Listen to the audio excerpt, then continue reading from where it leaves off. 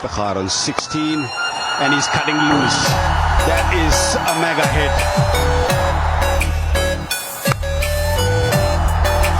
Well, they're losing it now. They're losing it. Boundaries are flowing now. They played it very late, allowed the ball to spin back towards Babar Azam. What about this one? That's gone all the way.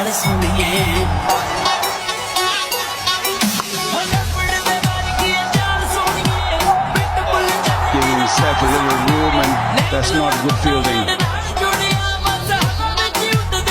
ball striking has been good. That's his technique. You're always rewarded as a batsman if you're willing to spend time at the crease. The Babar on 98, will he get his 100? Yeah, he should. He should come back for his second.